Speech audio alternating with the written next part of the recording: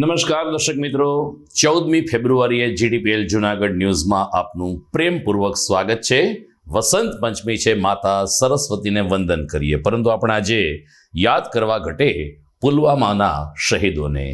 14 ફેબ્રુઆરી 2019ના રોજ પુલવામામાં આતંકી હુમલો થયો અને ભારતીય જવાનો શહીદ થયા। શહાદતને નમન છે।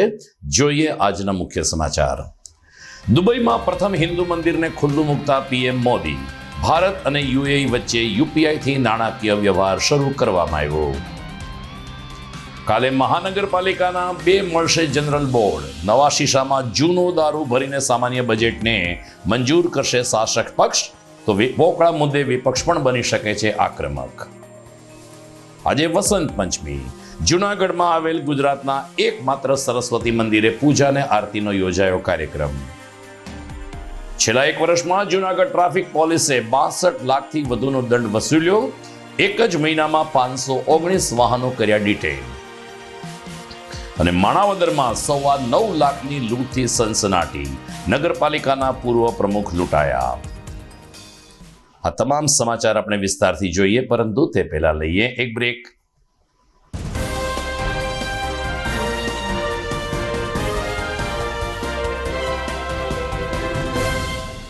Morning. This is Junagadh.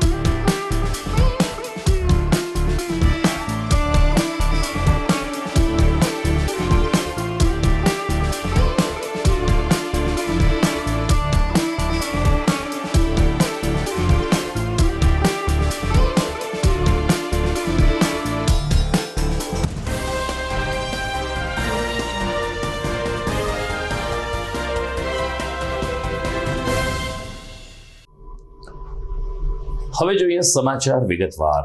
2 દિવસ દુબઈના પ્રવાસે ગયેલ વડાપ્રધાન નરેન્દ્ર મોદીએ ગઈકાલે દુબઈમાં ભારત અને દુબઈ વચ્ચે યુપીઆઈ સિસ્ટમથી નાણાકીય વ્યવહાર શરૂઆત ઘોષણા કરી હતી। દુબઈ પહોંચેલા વડાપ્રધાન નરેન્દ્ર મોદીનું દુબઈના રાષ્ટ્રપતિએ સ્વાગત કર્યું હતું અને ખાસ કરીને દુબઈ અને ભારત વચ્ચે દ્વિપક્ષીય મંત્રણાને કારણે નાણાકીય વ્યવહારથી લઈ અને અન્ય સેવાકીય પ્રવૃત્તિ આગળ વધશે તેવો સૂર બંને રાષ્ટ્ર પ્રમુખોએ રજૂ કર્યો હતો। દરમિયાન આજે દુબઈમાં સૌપ્રથમ હિન્દુ મંદિર બોચાસણવાસી અક્ષર પુરુષોત્તમ સ્વામિનારાયણ મંદિર આજે પીએમ મોદી દ્વારા ખુલ્લું મૂકવામાં આવ્યું છે। ઝાયદ અલ નાહયાએ કહ્યું કે વડાપ્રધાન નરેન્દ્ર મોદીનું હંમેશા અમે સ્વાગત કરતા રહ્યા છીએ। મંદિર માટે જ્યારે જમીનની માગણી કરવામાં આવી ત્યારે અમે એક ક્ષણનો વિચાર કર્યા વગર 27 એકર જમીન હિન્દુ મંદિર માટે આપી દીધી હતી। દરમિયાન વડાપ્રધાન મોદીએ કહ્યું કે યુપીઆઈ દુબઈમાં એટલે કે યુએઈ સાથે શરૂ થયું છે, એની સાથે વિશ્વના 10 દેશોમાં ભારતની આ નાણાકીય સુવિધાનું શરૂઆત થઈ છે। નેપાળ, ભૂતાન, મલેશિયા તેમજ શ્રીલંકા સહિતના દેશો પાછલા કેટલાક સમયથી યુપીઆઈનો ઉપયોગ કરે છે, હવે જેમાં દુબઈનો પણ સમાવેશ થયો છે. मुझे हमेशा लगा है कि जब मैं आपके पास आया हूँ, आप लोगों के बीच आया हूँ, कि जैसे मैं अपने ही घर में आया हूँ, अपने ही परिवार के ही सदस्यों के साथ मिलने आया हूँ.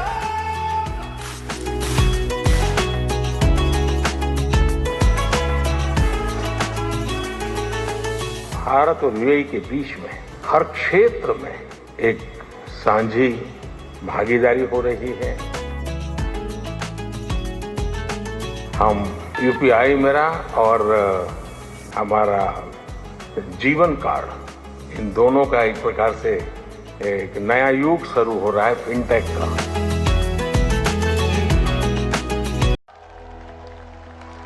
हमने यूएई के साथ अपने रुपे कार्ड स्टैक को शेयर किया है.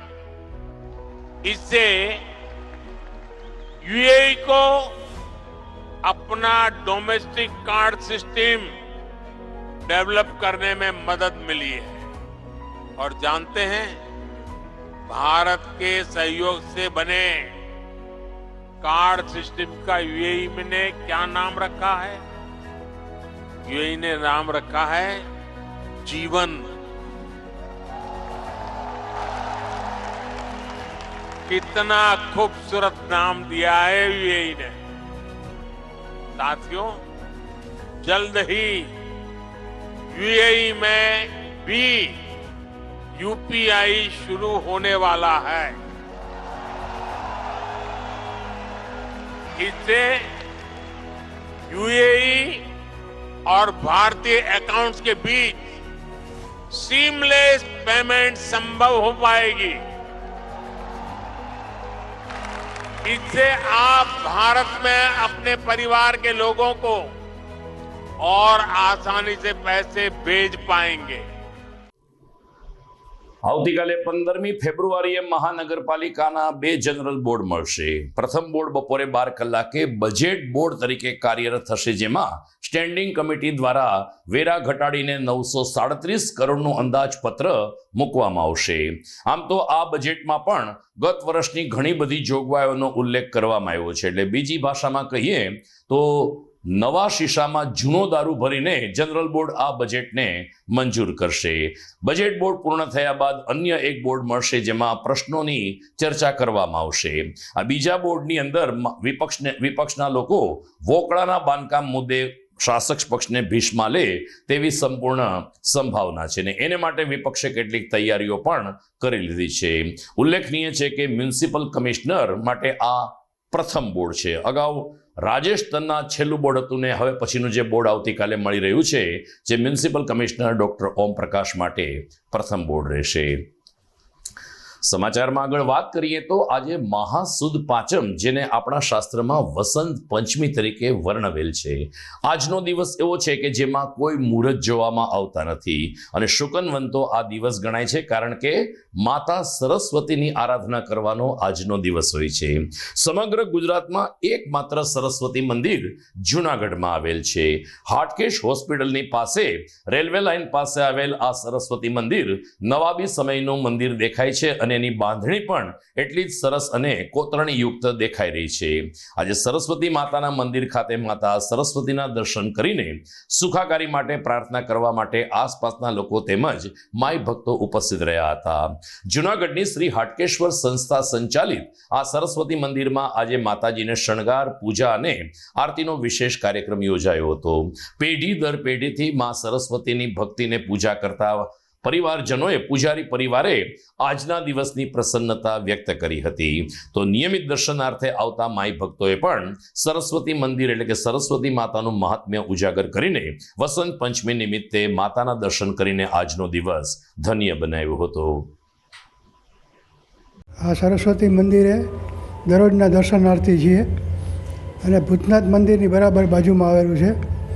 અને જૂનાગઢનું એમ કહેવાય કે ભાઈ આ એકમાત્ર સરસ્વતીનું મંદિર છે. અમુક માણસોને ખ્યાલ પણ નહીં હોય, છતાંય આ તમારા માધ્યમથી બધાને પ્રસાર થાય અને પ્રચાર થાય એવી અપેક્ષા રાખું છું, અને માતાજીને પ્રાર્થના. પછી અહીંયા અમે વર્ષો થયા, ચોથી પાંચ પેઢી થયા રહીએ છીએ. પહેલાં મારા સસરા દાદાજી સસરા પૂજા કરતા, પછી મારા સાસુ કરતા. અત્યારે હું 25 વર્ષથી હું પૂજા કરું છું. પબ્લિક દર્શન કરવા આવે છે. પુરાણું મંદિર છે બાપ દાદા વખતનું. અને સરસ્વતી માતાજી બાજુમાં સરસ્વતી કુંડ છે, એમાં ત્યાં માતાજી પ્રગટ થયા છે. અને પ્રાણ પ્રતિષ્ઠા થઈ પછી સરસ્વતી કુંડ ત્યારથી એને કહેવાય છે. મારા કાકાજી સસરા પૂજા કરવા જતા નીલકંઠ મહાદેવની.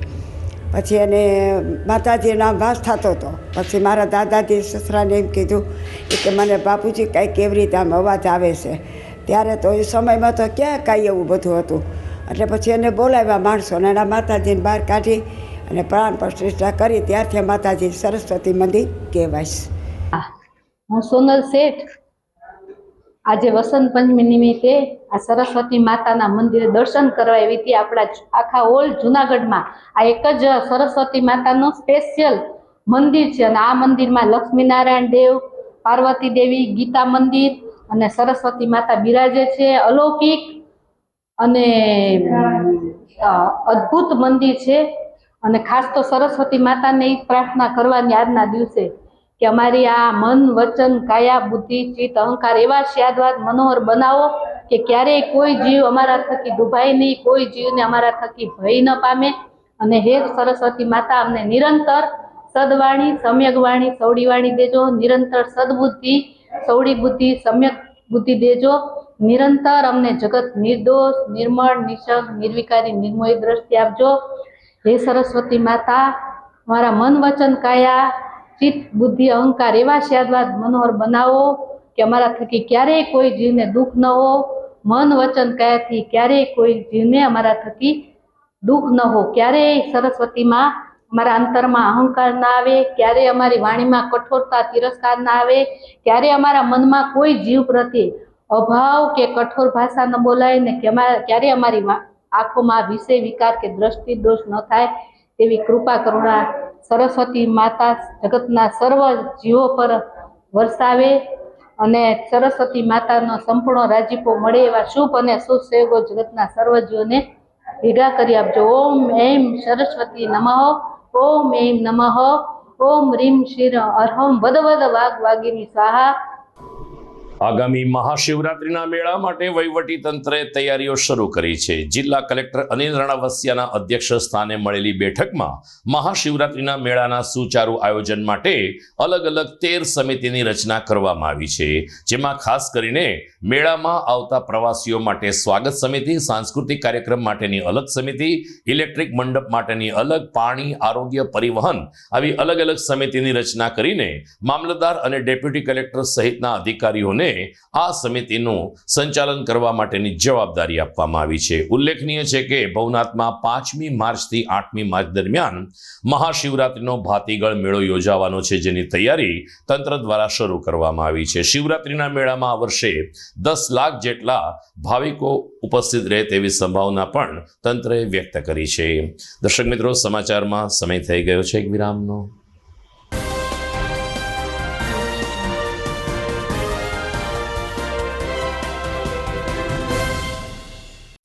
અભિનંદન વેવાય. એ આજનો દિવસ આપણા માટે ખૂબ શુભ છે, કેમ કે તમારી દીકરી નિશા અને મારા દીકરા સંજુના લગ્નની તારીખ નક્કી થઈ ગઈ ને. હાજી હાજી પપ્પા, લગ્નની તારીખ તો નક્કી થઈ ગઈ, પણ લગ્ન માટેની જ્વેલરીઓ? સંજુ બેટા, તારા દાદાજીના વખતથી ચોકસી હીરાલાલ મકનજીની જૂની પેઢી છે ને, એની સાથે આપણો વર્ષો જૂનો ઘરોબો છે, જે અત્યારે જય ભવાની જ્વેલર્સના નામે ફેમસ છે બેટા. જય ભવાની જ્વેલર્સ મતલબ ચોકસી બજાર, જુનાગઢ? તમે પણ જય ભવાની જ્વેલર્સ સાથે?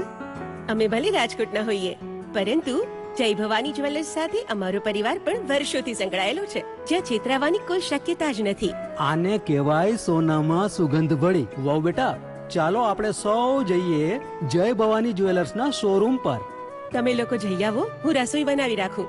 લક્ષ્મી, આપણા દીકરાના લગ્નમાં થોડા દાગીના તારા માટે થઈ જાય. હે ચાલો મમ્મી. ચાલો ચાલ બેટા.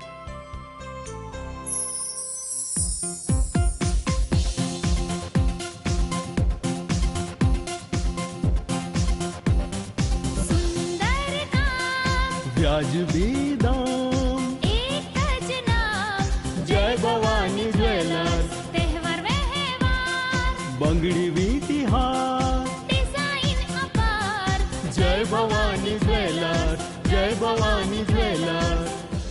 એક્સક્લુઝિવ દાગીના ખરીદવા માટે વિશ્વાસપાત્ર એક જ નામ, જય ભવાની જ્વેલર્સ, ચોકસી બજાર, જૂનાગઢ.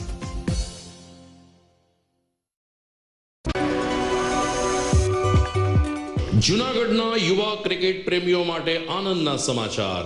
જૂનાગઢમાં સૌ પ્રથમ વખત શરૂ થઈ ચૂક્યું છે box cricket. The Fun Leo Resorts and ક્લબના ભવ્ય ટેરેસ ઉપર બોક્સ ક્રિકેટ.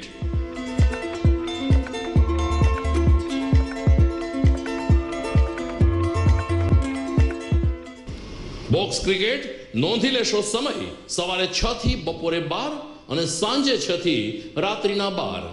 વ્યવસાયકારો નોકરિયાત વર્ગ માટે ખાસ રાત્રિનો સમય પણ શરૂ કરવામાં આવ્યો છે. એક વખત અચૂક રમો બોક્સ ક્રિકેટ. યુવા ક્રિકેટરોને ઉત્તેજન આપતા the Fun Leo Resorts and ક્લબના આ નવતર અભિગમમાં જોડાઓ અને બોક્સ ક્રિકેટનો આનંદ માણો. વિશેષ માહિતી અને રજીસ્ટ્રેશન માટે સંપર્ક 0285 2658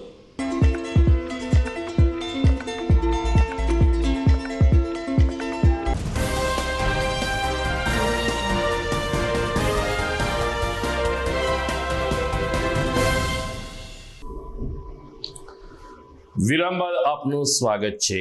સૌરાષ્ટ્રના પાટનગર એવા રાજકોટમાં આવતીકાલથી ભારત અને ઇંગ્લેન્ડ વચ્ચે ત્રીજી ટેસ્ટની શરૂઆત થવા જઈ રહી છે. આ પૂર્વે રાજકોટના આ ખંડેરી ક્રિકેટ સ્ટેડિયમને નિરંજન શાહ ક્રિકેટ સ્ટેડિયમ નામ આપવામાં આવ્યું છે. નિરંજન શાહ સૌરાષ્ટ્રના ક્રિકેટ એસોસિએશનમાં ખૂબ જ અગ્રણી રહ્યા હતા અને લગભગ 6 દાયકા સુધી ભારતીય ક્રિકેટને ઊંચું લાવવા માટે તેમણે તનતોડ મહેનત કરી હતી. આજે સૌરાષ્ટ્રના ક્રિકેટરોનો જે દબદબો છે તેના પાયામાં નિરંજન શાહ રહ્યા છે. ત્યારે રાજકોટના ખંડેરી સ્ટેડિયમને આજે સાંજે નિરંજન શાહ સ્ટેડિયમ નામ આપવામાં આવ્યું છે. આવતીકાલે ભારત અને ઇંગ્લેન્ડ વચ્ચે ત્રીજી ટેસ્ટની શરૂઆત થશે.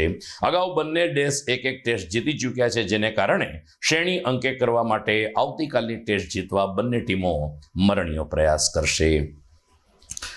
જૂનાગઢ ટ્રાફિક પોલીસે છેલ્લા 1 વર્ષમાં સઘન કામગીરી કરીને 62 લાખથી વધુનો દંડ વસૂલ્યો છે. ગુજરાત રાજ્ય દંડ વસૂલવાની કામગીરીમાં 3જા નંબરે આવ્યું હોવાની જાણ થતાં જૂનાગઢ ટ્રાફિક પોલીસે પણ પોતાની સત્તાવાર જાહેરાત કરી છે. 62 લાખથી વધુનો દંડ વસૂલવામાં આવ્યો હોવાનું ડીવાયએસપી હિતેશ ધાંધલિયાએ જણાવ્યું છે. વધુ વિગતો આપતા ડીવાયએસપીએ કહ્યું કે છેલ્લા 1 મહિનામાં 519 જેટલા વાહનો ડિટેન કરવામાં આવ્યા છે. જ્યારે જાન્યુઆરી 2023 થી ડિસેમ્બર 2023 સુધીમાં 60 લાખ અને ડિસેમ્બરથી જાન્યુઆરી સુધીમાં લગભગ બીજા 2 લાખ મળી કુલ 62 લાખથી વધુ દંડની વસૂલાત કરવામાં આવી છે. જૂનાગઢ ટ્રાફિક પોલીસ દ્વારા શહેરીજનોની સરળતાથી જે મૂવમેન્ટ થઈ શકે, વાહનોની અવરજવર થઈ શકે, આપણે જે રીતે જાણીએ છીએ તે મુજબ જે રસ્તાઓ છે તેની એક મર્યાદા છે અને વાહનો અને પબ્લિકની સંખ્યા સતત વધી રહી છે. તો જે વાહનોની સંખ્યા વધી રહી છે તેને લીધે છે રોડ ઉપર ટ્રાફિકના બી નાના મોટા પ્રશ્નો આવતા હોય છે, પરંતુ લોકો સરળતાથી મૂવમેન્ટ કરી શકે અને જે અન્ય જે થોડા લોકોના લીધે છે એ આખી ટ્રાફિકના પ્રશ્નો ઉપસ્થિત થાય છે, તેમના માટે છે એ જે દંડની જોગવાઈ છે તો જૂનાગઢ જિલ્લામાં છે એ ગયા વર્ષ 2023માં જાન્યુઆરી 2023થી લઈ અને ડિસેમ્બર 2023 કેલેન્ડર વર્ષમાં કુલ છે એ 60 લાખ કરતાં પણ વધુ છે એ દંડ કરવામાં આવેલો છે અલગ અલગ હેડમાં.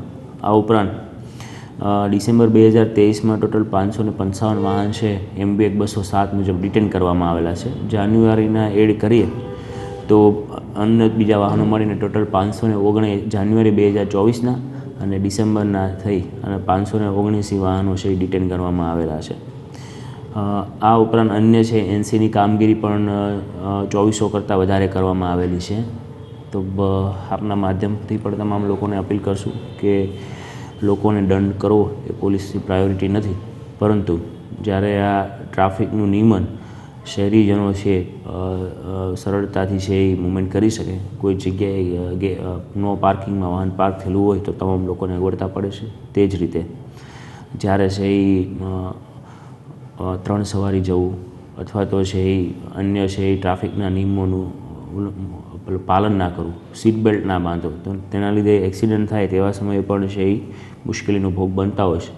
તો માત્ર ને માત્ર દંડ કરવાની માનસિકતાથી નહીં, પરંતુ લોકોની સેફટી અને સાથે સાથે છે એ કોઈ થોડા લોકોના લીધે છે તમામ લોકો હેરાન ના થાય તેના માટે છે એ આ એક આખી સિસ્ટમ કાર્યરત છે. જૂનાગઢના ટીંબાવાડી ખાતે ગઈકાલે રાષ્ટ્રીય સ્વયંસેવક સંઘ અને માધવ સ્મારક સમિતિના સંયુક્ત ઉપક્રમે સર્વરોગ નિદાન કેમ્પનું આયોજન કરવામાં આવ્યું હતું. નટવરસિંહ સેવા ભવન ખાતે આ કાર્યક્રમ સાંજે 5 થી 7 દરમિયાન યોજવામાં આવ્યો હતો. આ ચિકિત્સાલય લાંબા સમયથી ચાલી રહ્યું છે, જેના ઘણા લોકો લાભ લઈ રહ્યા છે. વધારે ને વધારે લોકોને આ સુવિધાનો લાભ મળે તે માટે એક દિવસનો સર્વરોગ નિદાન કેમ્પ ગઈકાલે નટવરસિંહ સેવા ભવન ખાતે યોજાયો હતો. ઉલ્લેખનીય છે કે રાષ્ટ્રીય સ્વયંસેવક સંઘના સંઘ પ્રચારક એવા નટવરસિંહજી જૂનાગઢમાં પણ કાર્યરત રહી ચૂક્યા છે અને તેના યોગદાનને ધ્યાનમાં રાખીને માધવ સેવા સ્મારક સમિતિ દ્વારા એક ભવનનું નિર્માણ કરવામાં આવ્યું, જેને નટવરસિંહ સેવા સદન નામ આપવામાં આવ્યું. પ્રમુખ કિશોરભાઈ ડાંગર, મંત્રી રાકેશભાઈ શેઠ, ઉપપ્રમુખ જતીનભાઈ નાણાવટી અને RSSના અન્ય કાર્યકરોએ આ સર્વરોગ નિદાન કેમ્પને સફળ બનાવવા જહેમત ઉઠાવી હતી. રાકેશભાઈ શેઠ, માધવ સ્મારક સમિતિ ટ્રસ્ટના ટ્રસ્ટી છું. રાષ્ટ્રીય સ્વયંસેવક સંઘ પ્રેરિત માધવ સ્મારક સમિતિ છેલ્લા લગભગ 50 વર્ષથી સેવારત છે અને આટલા વિસ્તારમાં જૂનાગઢ વિભાગમાં ઘણી સેવાકીય પ્રવૃત્તિઓ અત્યારે કરી રહ્યું છે. માધવ સ્મારક સમિતિ દ્વારા જ જૂનાગઢ શહેરના ટીંબાવાડી વિસ્તારમાં પ્રમુખનગર વિસ્તાર જે છે ત્યાં અત્યારે આ એક સેવા ભવન નટવરસિંહ સેવા ભવન, નટવરસિંહ જૂનાગઢના સંઘ કાર્યમાં પ્રચારક તરીકે ઘણા વર્ષો સુધી કાર્ય કર્યું છે. એમના નામ ઉપરથી નામાકરણ કરીને નટવરસિંહ સેવા ભવન રાખવામાં આવેલું છે. ત્યાં અત્યારે આ સર્વરોગ નિદાન કેમ્પનું આયોજન કરવામાં આવેલું છે. આ નિદાન કેમ્પમાં આજે લગભગ 100થી વધારે લોકો નિદાન માટે આવે અને અહીંયા એમનો લાભ લેશે. અત્યારે આ સેવા ભવન ખાતે computer coaching class, English spoken class, એક ચિકિત્સાલય, એ સિવાય પણ અન્ય ઘણી બધી સેવાકીય પ્રવૃત્તિઓ આવતા દિવસોમાં પણ શરૂ થવાની છે. માધવ સ્મારક સમિતિ દ્વારા જૂનાગઢ વિભાગમાં એટલે કે પોરબંદર, સોમનાથ અને જૂનાગઢ આ 3 જિલ્લાઓમાં ઘણી બધી સેવાકીય પ્રવૃત્તિઓ જેમ કે આયુર્વેદિક પેટી, કોચિંગ ક્લાસ, રમતગમત કેન્દ્ર, સત્સંગ કેન્દ્ર, આવી ઘણી બધી પ્રવૃત્તિઓ માધવ સ્મારક સમિતિ દ્વારા સંચાલિત કરવામાં આવી રહી છે. જૂનાગઢની સિવિલ હોસ્પિટલ જે છે ત્યાં બધા દર્દીઓને તમામ પ્રકારની માહિતીઓ મળી રહે એ પ્રકારે એક હેલ્પ ડેસ્કનું સંચાલન પણ માધવ સ્મારક સમિતિ દ્વારા કરવામાં આવી રહ્યું છે. એ સિવાય જૂનાગઢમાં જ માધવ સ્મારક સમિતિ દ્વારા એક શાળાનું સંચાલન પણ કરવામાં આવી રહ્યું છે, જ્યાં ધોરણ 1 થી 8 સુધીનું શિક્ષણ કેન્દ્ર પણ ત્યાં ચલાવવામાં આવી રહ્યું છે. વિજ્ઞાન જાથા દ્વારા રાજ્ય સરકારને એક અરજી આપવામાં આવી છે. ડોક્ટર જયંત પંડ્યાએ આ અરજીમાં ખાસ નોંધ્યું છે કે એપ્રિલ મહિનો આપણા હિન્દુ તહેવારોનો મહિનો ગણાય છે, પરંતુ સાથોસાથ પરીક્ષાઓનો પણ માસ ગણાતો હોય છે. એટલે કે એપ્રિલ મહિનામાં જેટલા તહેવારો આવે એમાં ખોટો ઘોંઘાટ કરીને ઉજવણી ન કરવા અને પરીક્ષાના મહિનામાં વિદ્યાર્થીઓને ખોટો વિક્ષેપ ન પડે એ રીતે ઉજવણી ન કરવા રાજ્ય સરકાર જાહેરનામું બહાર પાડે તેવી રજૂઆત વિજ્ઞાન જાથા દ્વારા કરવામાં આવી છે. રજૂઆતમાં ઉમેરવામાં આવ્યું છે કે ખાનગી પાર્ટી પ્લોટ હોય, ખાનગી હોલ હોય કે શહેરથી દૂર હોય એવી જગ્યાએ ઉજવણી કરવાનો કોઈ વિરોધ નથી, પરંતુ જ્યારે શહેરની વચ્ચોવચ ડીજેના સાઉન્ડ અને અન્ય રીતે શોભા સરઘસ અને શોભાયાત્રા સાથે ઉજવણી થતી હોય છે, જેને કારણે વિદ્યાર્થીઓને વાંચવામાં વિક્ષેપ પડે છે. એપ્રિલ મહિનો બોર્ડ પરીક્ષાનો પણ મહિનો મનાતો હોય છે, ત્યારે ઉજવણી અંગે રાજ્ય સરકારે યોગ્ય જાહેરનામું બહાર પાડવું જોઈએ તેમ વિજ્ઞાન જાથાએ અનુરોધ કર્યો છે. સમાચારમાં સમય થઈ ગયો છે ફરીથી એક વિરામનો.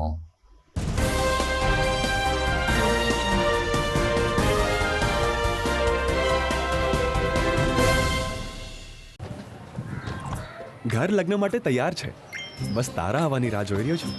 નવું ફર્નિચર, નવું ટીવી, નવો કેબલ. કેબલ આજના જમાનામાં કેબલ ખૂબ જ સરળ પરિવાર છે. જ્યારે આ છે તો બીજા કંઈની શું જરૂર? જ્યારે આ છે તો બીજા કંઈની શું જરૂરત છે? GTPL ઓફર કરે છે HD પિક્ચર ક્વોલિટી અને GTPL ની 24/7 ગ્રાહક સપોર્ટ. આ તે જમાનાનું નહીં, આ જમાનાનું કનેક્શન છે. કાલે લગન કરી લઈએ.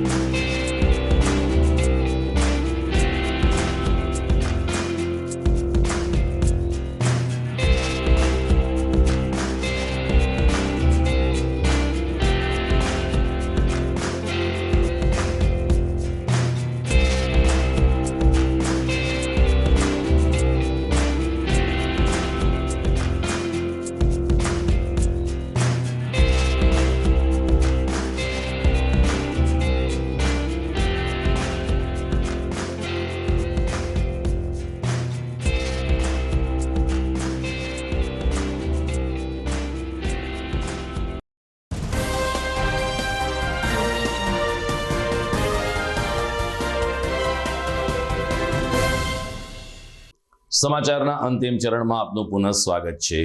લગભગ 10 દિવસ પહેલા ઝાંઝરડા રોડ ઉપર યુનિયન બેંકના રિજિયોનલ મેનેજરે ગળા ફાંસો ખાઈને આપઘાત કરી લીધો હતો. એમની પાસેથી મળેલી સુસાઇડ નોટમાં કામના ભારણને કારણે પોતે આત્મઘાતી પગલું ભર્યું છે તેવું જાહેર કર્યું હતું, જેની તપાસ ચલાવી રહેલા બી ડિવિઝન પોલીસે સુસાઇડ નોટને આધારે યુનિયન બેંકના સ્ટાફ અને અન્ય કર્મચારીઓની પૂછપરછ શરૂ કરી છે. ડીવાયએસપી હિતેશ ધાંધલિયાએ કહ્યું કે સુસાઇડ નોટમાં પોતાના સાથી કર્મચારીઓ સહકાર આપતા નથી અને ઉપરથી ખૂબ જ પ્રેશર રહેતું હોવાને કારણે તેમણે આત્મહત્યા કરવાનું નક્કી કર્યું છે, આવું દર્શાવેલ છે, જેને કારણે સ્ટાફની પણ કડક પૂછપરછ કરવામાં આવી રહી છે. અને જે સ્ટાફ બેદરકારી સાથે પોતાના રિજિયોનલ મેનેજરને સાથ સહકાર આપતા નથી તેની સામે કેવી રીતે કામ લેવું તે અંગે પોલીસે ચક્રો ગતિમાન કર્યા છે.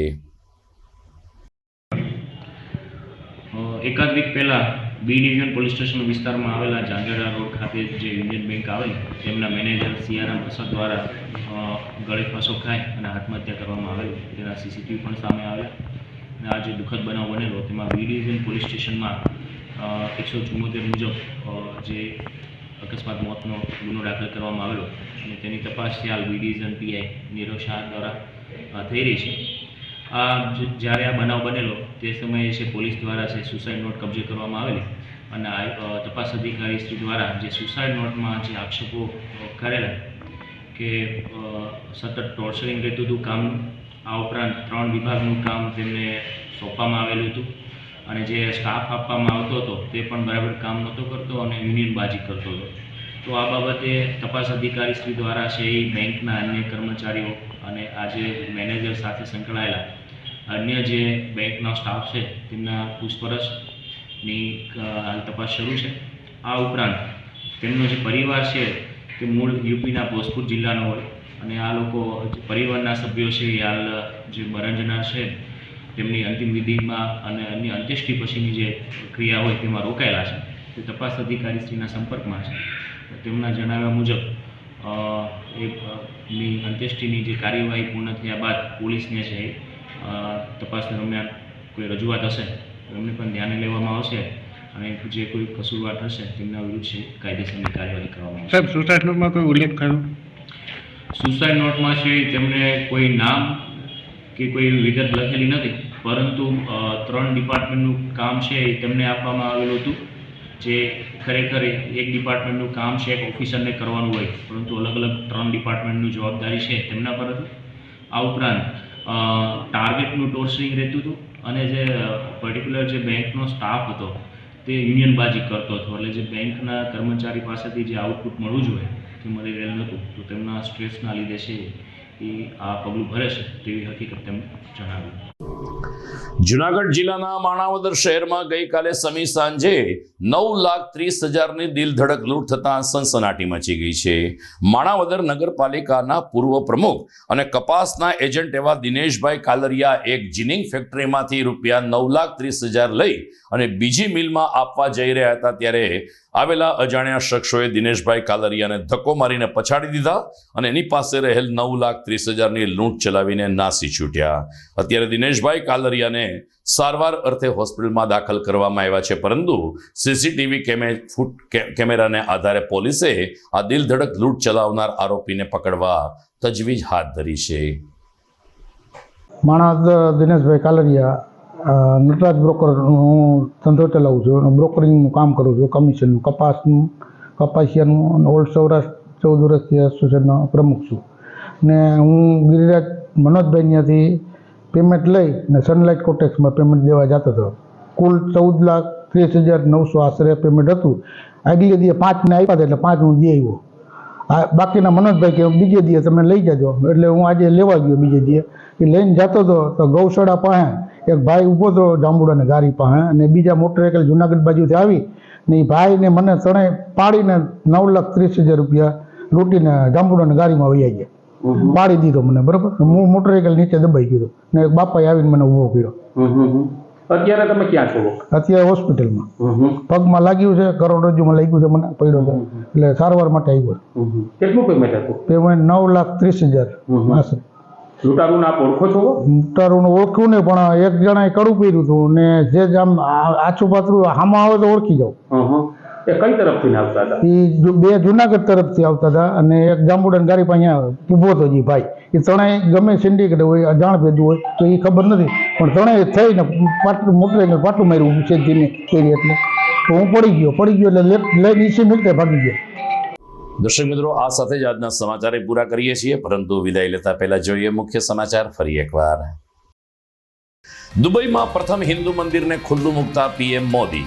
ભારત અને યુએઈ વચ્ચે યુપીઆઈથી નાણાકીય વ્યવહાર શરૂ કરવામાં આવ્યો.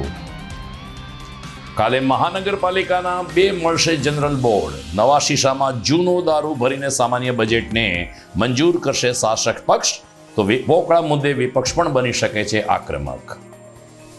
આજે વસંત પંચમી. જૂનાગઢમાં આવેલ ગુજરાતના એકમાત્ર સરસ્વતી મંદિરે પૂજા અને આરતીનો યોજાયો કાર્યક્રમ. છેલ્લા 1 વર્ષમાં જૂનાગઢ ટ્રાફિક પોલીસે 62 લાખથી વધુનો દંડ વસૂલ્યો. એક જ મહિનામાં 519 વાહનો કર્યા ડિટેઇન. અને માણાવદરમાં 9.25 લાખની લૂંટથી સનસનાટી. નગરપાલિકાના પૂર્વ પ્રમુખ લૂંટાયા. તો આ સાથે જ મને રજા આપશો. ફરી મળીશું આવતીકાલે. નમસ્કાર.